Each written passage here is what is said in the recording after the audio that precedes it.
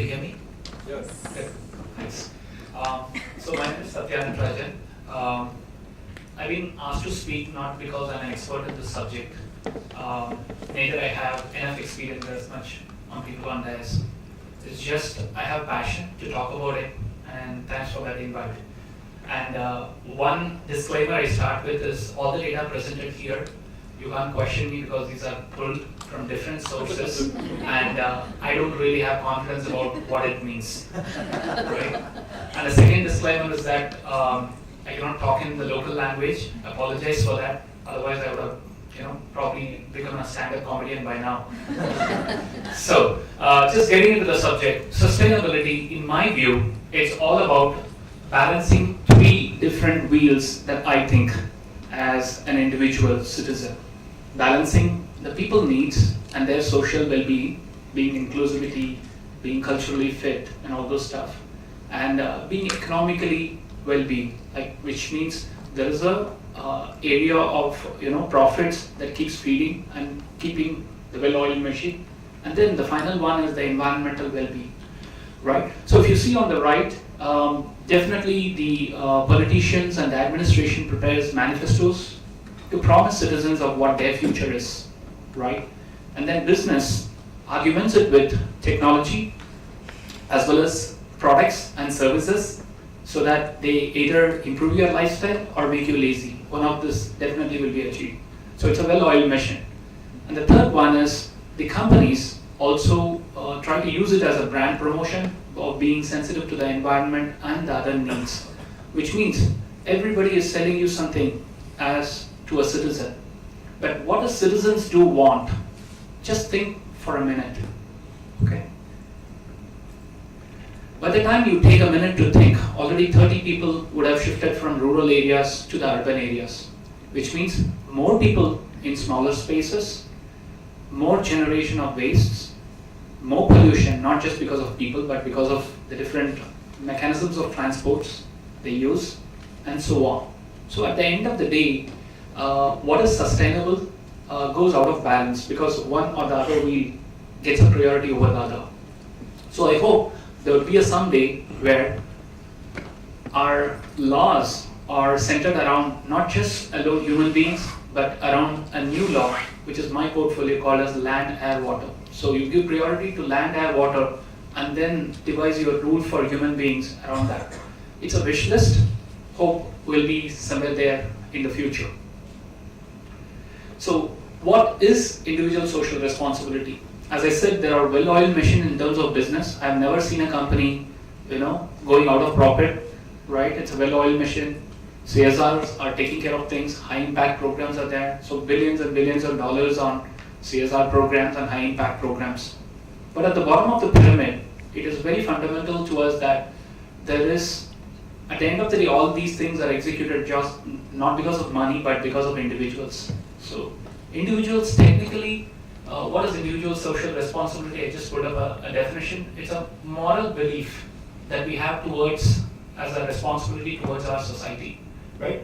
What's good for me need not necessarily be good for the greater good, right? So we need to look at that perspective.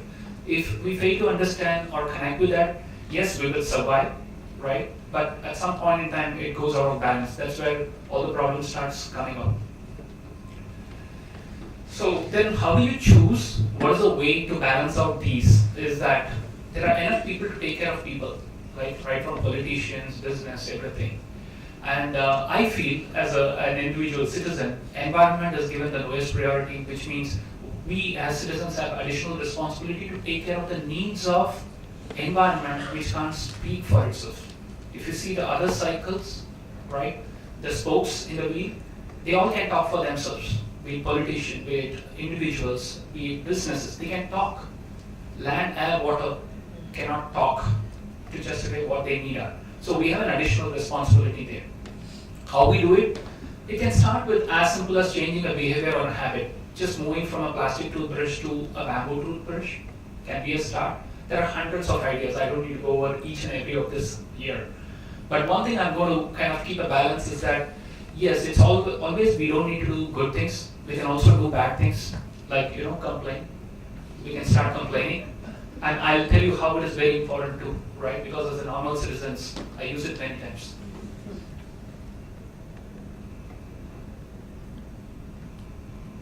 Okay, so what next action? There are various actions that we can take. And in my experience, I've just solidified it to like 3 main topics just for the wanting of time.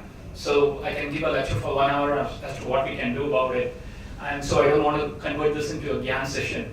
So first is that be aware and beware, right? The fundamental of all problem is that we are not able to understand what it is, or some of the times we don't even know what it is, right? Or we get disconnected. So be aware and spread awareness. Be aware of your rights and responsibilities, right? Second thing is that the next level, kickstart your child in you. Start complaining, because that's a very powerful tool. I'm not saying that complain very often, but complain to the right people, right? And the third one is that take the level into the next level of involvement of social responsibility, which is all about participating and influencing people and volunteering on causes people have already gone ahead. You don't need to kind of recreate that. So I've just chosen 3 of my campaigns that I do so that it's put into context. One is breathe easy. You can live in a poor quality shed for a month. You can live without water when you are thirsty for an hour, but you just can't live without good air, right? I run a campaign on Tree App, which I'll talk about it. I'll also talk about it from my being to the surrounding, how clean and what its kind of impact that ties to the SDG goals as well. And the third one is that irrespective of environment, whatever we do has an impact on something else. I'm also going to talk about that. So you can be socially responsible towards consuming what you need, what the surroundings needs, and also where and all it can impact, right? So 70% of the world's oxygen is produced underwater, rivers, ocean, right?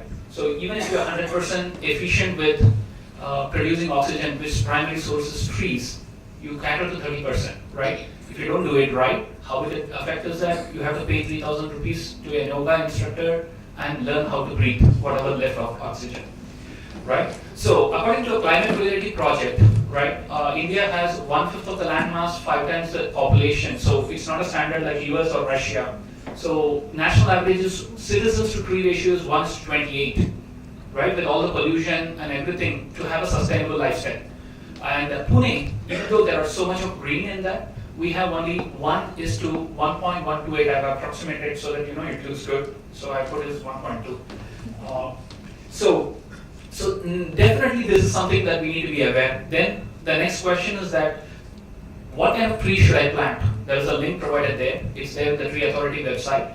Second is that where to plant. You have very many green spaces identified as in the yellow ones, like parks, roadways and stuff like that. For a common man, what does it mean? How long I have to plant and stuff like that? Simple calculation. Look on the road that you travel. On the left hand side, on the right hand side, when you look at it, every 10 meters you don't have a tree, you have an opportunity to plant. As simple as that, right? Next is that what is citizens' responsibility, right? You plant, you do take part in great tree plantations, but half of them don't survive. But then you then come to a point where say like every tree should be protected. So there are laws again. To cut a tree, you need to ask for permission as an individual citizen. Even though the tree lies in your home, your society which you have brought, you need to seek permission because that's how we think we can save whatever is left over. Next is deposit 10,000 rupees per tree and have a plan to plant 1:3. Right? This is individual citizens' responsibility. Second thing is that what if you don't do? You will be given a penalty of 5,000 rupees. And you say, it makes economic sense to just pay out 5,000 rupees instead of depositing 10,000 rupees, which I do not know when I'm going to get. Then you are mistaken. If you are a repeat offender, you can be put in jail. Choice is yours, right? Next is that if somebody else cuts a tree illegally, how you term it as illegal, even with good faith? If somebody doesn't have a permission notice on the ground, they can't say, I gave it to my wife, I kept it in my house, I forgot to bring it. If it is so, you just call 100 number because trees are living beings again, right? And then, if you don't want to get into all these activisms, right, as you adopt a a cat and a dog, you can adopt a tree, right? There is a form I. It all starts with I. I want to adopt. So easy to remember. Next is that the topmost authority of the Tree Authority Department in PMC is the Pune Municipal Commissioner. He also has an additional charge of being the Tree Authority Chairman, which means he can't give excuses like, the railway department or the road department or the cable department cut things, right? The buck stops at his end. So if he has to cut a tree, he has to go through a procedure seeking permission from the citizens, right? He has to put out a docket, okay? All the integrated details are there, and until it is agreed upon to fell, 15 days you are not supposed to cut, you need to have a hearing. Otherwise it's termed illegal. Then, just for the prevention and protection of the trees, the police commissioner can take a suo motu against anybody who is trying to do an illegal tree felling. So just be aware. You don't need to do too many things. If you think you can go on the ground and ask for a permission, yes, you can ask. If you feel that guy is not giving you, you can call 100 number. Those are ways to save, and then you can adopt trees as you want, right? This is being aware. Next, what you can do is that there are already people who are doing sufficient amount of works in the Tekadis or the hills, like Vasundhara Swachhata Abhiyan, Green Hills Group, Project Nalga, Taljai, Devu Hills, and so on. But all these things, you just can partner on every Saturday or a Sunday and do plantation or maintenance of it. But what we need most from the citizens, being socially responsible, is that please do come on summers also, right? That's the time we don't get more people. Otherwise, people who are like, thinking of carbon neutrality and stuff like that, I don't need to put a petrol or a gas all the way to go plant a tree or maintain a tree and come back. Yes, there is an organization called growtrees.com. You can gift a tree, and for all the entrepreneur, child in you, you can form one of these things and start a group. And at 85 rupees, you can plant a tree, maintain it for 3 years.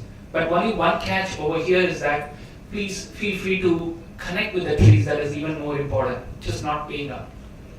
The next thing is that my baby is that complain is the next strategy that you need to use, not just being aware, complain, right? For example, clean surroundings.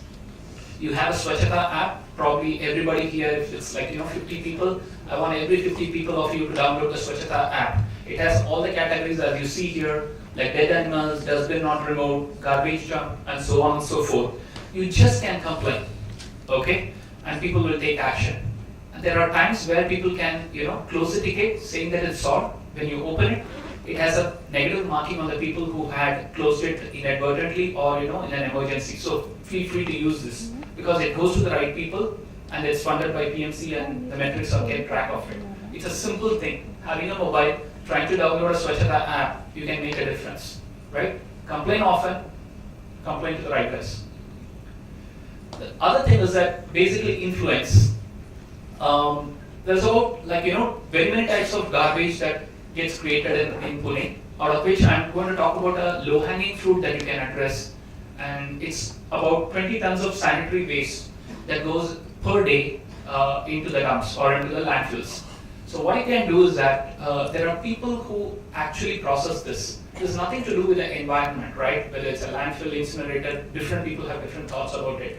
But that small act of kindness is that every 1,600 women who work on these have to literally open the soil sanitary waste and see if it is a sanitary waste or not, and then segregate it on our behalf, right? Though they are paid to do the work, there is a small act of kindness that you can show by, putting a palm-sized red dot that it will help them identify so that you don't need to open it and still have a comfortable meal not thinking about it. So these small responsibilities goes a long way. It's not like, always you have to do mega things. Small act of things can go a long way. In Japan, there are 30 different types of ways that we ask to segregate. Here is just 3, right? Feel responsible towards doing that as much as you can. And for any member, I've been talking about this, people used to say, I need to have a bag. Can't you put a red dot in it and give it to me and all those things? For all those naysayers, I say, please don't produce excuse. If you find one, please, give them a gift of a lipstick. That would do the job. Right? Have a lipstick, like a mobile, all the way in your bag and keep doing it. So this is the way you also teach, you also spread influence amongst your community. The other thing is basically participating on or volunteering is the next level, right? There are already people who are doing. I'm just going to quickly go through it. Swachh Pune, Swachh Bharat. There's a Facebook page. Like the page and you'll get notifications every weekend. We can do something to, keep the city clean and green. Second thing is that there's a guy who got slapped. He made his individual social responsibility to teach 10,000 people not to spit.